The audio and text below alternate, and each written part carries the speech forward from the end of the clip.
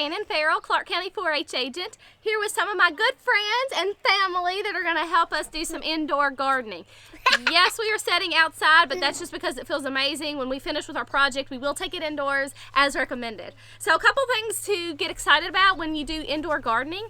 It's fabulous when it's still dreary outside and when you're really excited to start seeing things germinate, but you really can't get outside much to do that yet. That's what these type projects are so perfect for.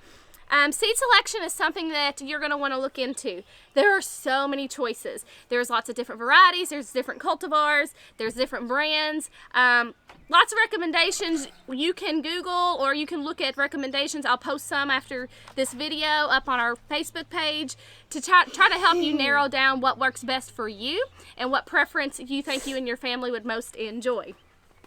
When to seed indoors versus outdoors.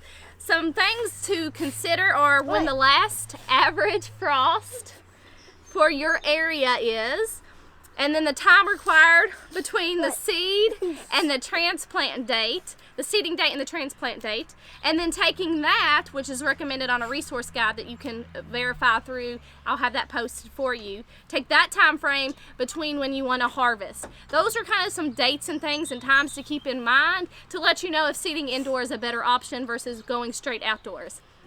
Some seeds start well indoors and some don't. So some plants and types that do very well starting indoors include tomatoes, cauliflower, broccoli, eggplant, cabbage, and peppers. Some of the other plants that do much better outdoors because they don't like their roots disturbed are what we call our root vegetables. Those include things like beets, carrots, radishes, spinach, beans, peas, corn, onion, and potatoes. I think we've lost the attention of the littles over here, so let's stop talking and start doing. What I have here are some of my family favorites. I went to the store and spent way too much time trying to look through the options on what I thought we might like best, but I settled it down on some of our favorites.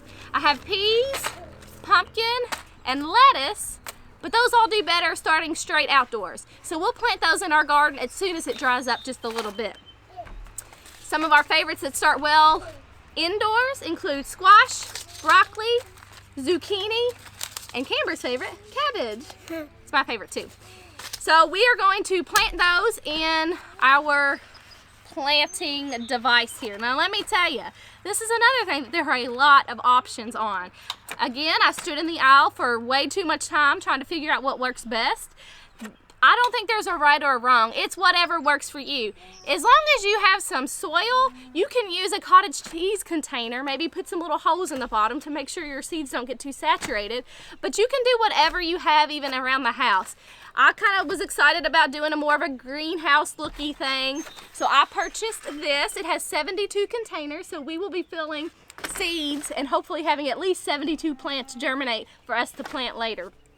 So the way this operates, and everything's different, I'm literally following the instructions that came with this, is that these little pods, they're kind of dry soil pods with a netting. They just need a little bit of moisture to expand. So I've already measured out the amount of water that this entire tray needs, which was 10.5 cups of water. And I'm gonna let you guys, I'll show you how to start.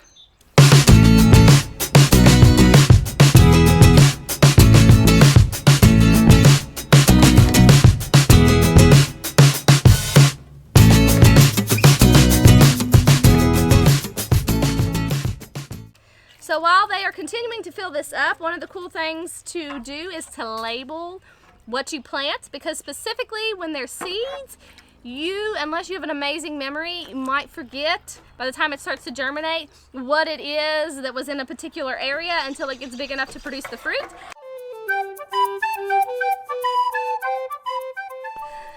So this is finishing up its expansion. What we're going to do, there are 12 rows, and since we have 4 different varieties that we're going to plant, I'm going to do 3 rows of each variety, and I'll label them accordingly. So the way this recommends is add about 3 seeds per pod and hope that at least one germinates. And what you do is you just kind of take, these are wrapped in a net, this particular style is. So just kind of open it up, that net, and then we're going to stick those seeds right down in there, okay? So gently open those up for me.